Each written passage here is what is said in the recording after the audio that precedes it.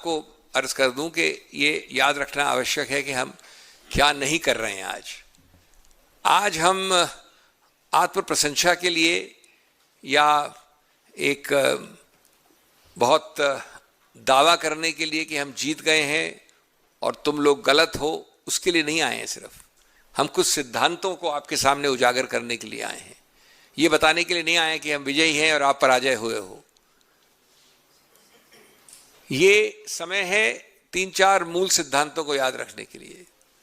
पहला कि जब जब स्वतंत्रता, लिबर्टी का मुद्दा आता है तो सबसे बड़ा जो एक संरक्षक है जिसकी तरफ हम देखते हैं, नागरिक देख सकता है, जो सिर्फ वही चीज़ है नागरिक के लिए, वो है हमारा न्यायिक सिस्टम, हमारे न्यायालय, हमारे कानून।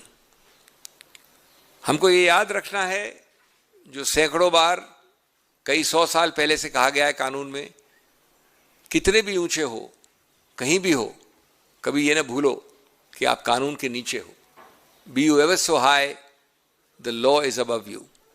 ये सिद्धांत बार बार न्यायालय शासकों को याद दिलाता है। तीसरा, जब जब आप धर्म की रक्षा करते हो तो धर्म आपकी रक्षा करता है। आपने एक भावना, एक फेथ और कमिटमेंट दिखाया कोर्ट कचहरी न्यायालय के विषय में, और अंततोगत्वा अन्याय से आप बचे। और मैं स्पष्ट करना चाहता हूं कि इसमें कोई सब जुडिस रूल का मुद्दा नहीं है। ये निर्णय आ गया है, हम स्वतंत्रता से बोल सकते हैं, लेकिन फिर भी मैं सीमाओं के अंदर जानबूझ के बोल रहा हूं, क्योंकि मैं ऐसा नहीं दर्शाना चाहता हूं कि मैं कोई दावे कर रहा हूं।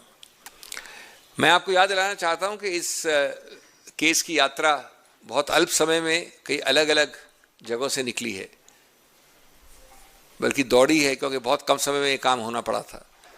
एक कामरूप के मजिस्ट्रेट में ये कहानी शुरू हुई थी, प्रेस कॉन्फ्रेंस 5 तारीख के बाद। उसके बाद ये तेलंगाना के हाई कोर्ट गई थी, फिर उच्चतम न्यायालय आई, वहाँ से गुवाहाटी हाई कोर्ट भेजा गया, और आज अंततोगत्वा उच्चतम न्यायालय का निर्णय आया। इस पूरे प्रक्रिया में, न्यायिक प्रक्रिया में, हमने पूर्ण रूपेण आस्था दिखाई, विश्वास दिखाया, और हमें पूरी आशा और विश्वास था कि न्याय और सच्चाई की जीत होगी। ये हमको जो सबसे महत्वपूर्ण कानूनी, संवैधानिक, गणतांत्रिक सिद्धांत याद दिलाता है, वो एक है कि जब कोई मानहानि का आरोप हो, और अभी हम आरोप के क्षेत्र में हैं, तो आपको एक प्रश्न सबसे पहले पूछना चाहिए, क्या गिरफ्तारी के बिना तहकीकात नहीं हो सकती? अगर गिरफ्तारी के बिना तहकीकात असंभव है तो वो बहुत बहुत बहुत रेयर केसेस में आप गिरफ्तारी कर सकते हैं। लेकिन जिसको हम त्रिकोण वाला टेस्ट कहते हैं, ट्रिपल टेस्ट कहते हैं, भगोड़ा होने का कोई सवाल नहीं है। जाना माना व्यक्ति है, समाज में, घर में, राजनीति में उसकी जान में उसकी एक पहचान है। वो अंडरटेकिंग दे सकता है कि वो हर हफ्ते इस बार आएगा तहकीकात के लिए, जवाब देने के लिए, पूछताछ के लिए। आजकल विदेश भागने का सवाल नहीं उठता, क्योंकि पासपोर्ट अवेलेबल होता है जब्त होने के लिए। जिस प्रेस कॉन्फ्रेंस का विषय है, इसमें सब कुछ पारदर्शी रूप से सामने रखा गया है। कोई डॉक्यूमेंट्री या कोई ऐसे साक्ष्य नहीं है जिनसे भय हो सकता है कि जिनसे कोई इंटरफेयर किया जाए। तो ऐसे संदर्भ में प्रश्न उठता है, क्या उद्देश्य है गिरफ्तारी के भय से 75 लोगों को निजामुद्दीन भेज देना या 60 लोगों को निजामुद्दीन भेज देना, जैसे कोई आतंकवादी खड़ा है वहां पर?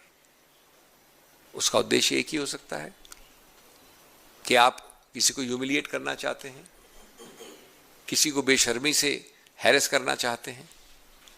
और ये कानून संतुलित रूप से अनुमति नहीं देता है, क्योंकि आपकी तहकीकात और गिरफ्तार के बीच में एक संतुलित इक्वेशन होना चाहिए।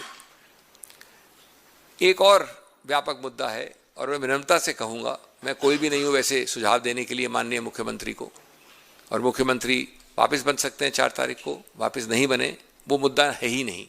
चाहे जीते वो हारे, उनको ये सोचना चाहिए, पुनर्विचार करना चाहिए कि जो 3 पन्नों में उच्चतम न्यायालय ने पैराग्राफ 22 में कोट किया है उनको, माननीय मुख्यमंत्री को, और कई चीजें कोर्ट नहीं की हैं जो मेरी याचिका में है, जो न मैं बोल सकता हूं न कोर्ट कर सकती है उच्चतम न्यायालय। तो मैं एक बड़ा विनम्रता से प्रश्न पूछूंगा कि क्या ये शोभा देता है किसी शपथ ग्रहण संवैधानिक पदासीन व्यक्ति को? और ये चुनाव की बात नहीं है, आप जीते कल आप हारें कल। ये बात है कि क्या फर्क है आपके बीच में, हमारे बीच में, हमारे गौरवशाली गणतंत्र के बीच में और हमारी पड़ोसियों के गणतंत्र के बीच में, जहां ये सब चीजें होती हैं। और इसलिए मैं समझता हूं कि अगर वो हमारे सुझाव से नहीं स्वतः इस बात पर पुनर्विचार करें और कम से कम गंभीर रूप से खेद प्रकट करें, मैं माफी की बात नहीं करता, तो वो खुद अपने आप को ऊंचा लेंगे। हमको कोई उससे खास सरोकार नहीं है, लेकिन दुख इस बात का है कि इस प्रकार की शब्दावली, इस प्रकार के आरोप, इस प्रकार की धमकियां, इस प्रकार के संदर्भ और इडियम्स का इस्तेमाल किया गया है जो शर्मनाक हैं और किसी भी गणतंत्र में, किसी भी चुनाव अभियान में उनकी जगह नहीं है। अंत में मैं 2-3 पहलू और बोल के अपनी बात समाप्त करूंगा। एक पहलू रोचक है, महत्वपूर्ण है। हमारी न्यायिक पूरे सिस्टम में जो सबसे निचला होता है मैजिस्ट्रेट होता है। तो शायद आपको पता नहीं कि प्रेस कॉन्फ्रेंस 5 तारीख वाली के 2 दिन बाद 7 तारीख को सरकार ने, प्रदेश ने अपने पूरे जबरदस्त फोर्स के साथ एक NBW जिसको कहते हैं नॉन बेलेबल वारंट की याचिका डाली, जो एक प्रकार से अरेस्ट की याचिका होती है। उसको बहुत व्यापक रूप से सुना, 5-7 पन्नों के कारणों के साथ उसको खारिज किया और उस न्यूनतम श्रेणी के जज ने कहा कि गिरफ्तारी की मांग इन सब तथ्यों को मद्देनजर रखते हुए लगती है कि फैंसीफुल है, स्पेकुलेटिव है, अनसब्सटेंशिएटेड, यानी उसमें कोई मजबूती नहीं है, वो एक दिमाग की सोच है, उसमें सत्य या तथ्य नहीं है। 1-2 और पहलू जिस निर्णय के विरुद्ध हम उच्चतम न्यायालय में आए, जो उच्चतम न्यायालय ने आज निर्णित किया है, उसमें कई पैराज हैं जिसमें कि ऐसे प्रावधानों का जिक्र है जो न कंप्लेनेंट ने, न याचक ने, न इन्वेस्टिगेटिंग एजेंसी ने, न FIR ने, कंप्लेंट ने कहा है। एक उदाहरण है अनुच्छेद 339 का। आरोप नहीं लगाए, लेकिन उच्च न्यायालय में उसका जिक्र आ गया है। इसकी बात उच्चतम न्यायालय ने की है। दूसरी बात जो उच्चतम न्यायालय ने की है, वो कहा है कि हम भूल जाते हैं कि एंटिसिपेटरी बेल यानी अरेस्ट की पहली वाली बेल में वो मूल सिद्धांत जो है हमारे कानून का सैकड़ों वर्षों से, कि आपको जब तक आप साबित नहीं होते दोषी, आपको दोषी नहीं मान सकते, प्रिजम्पशन ऑफ इनोसेंस, वही एक मूल सिद्धांत है जिसके आधार पर एंटिसिपेटरी बेल आधारित है। उसको नहीं भूला जा सकता। तीसरा पहलू कि हर प्रकार के प्रावधानों को डाल दिया गया, इसको मानहानि से एक अलग केस बनाने के लिए 9 प्रावधानों का इस्तेमाल किया और 9 के 9 हमने सिद्ध किया बेलेबल हैं। एक शेड्यूल होता है कानून में जिसमें लिखा आता है बेलेबल। बेलेबल का मतलब होता है कि इतना निचले दर्जे का उसमें पनिशमेंट है कि आप ऊपर जाने की आवश्यकता नहीं कोर्ट कचहरी में। पुलिस भी बेल देने का अधिकार क्षेत्र रखती है। यद्यपि हमें कोई आशा और विश्वास नहीं है कि असम पुलिस के बारे में जो कहा गया है माननीय मुख्यमंत्री द्वारा, उसके बाद असम पुलिस कभी सोचेगी भी अपने आप बेल देने की। तो 11 में से 9 ऐसे प्रावधान हैं और फिर भी अरेस्ट के लिए लोग भाग रहे हैं इस व्यक्ति के पीछे।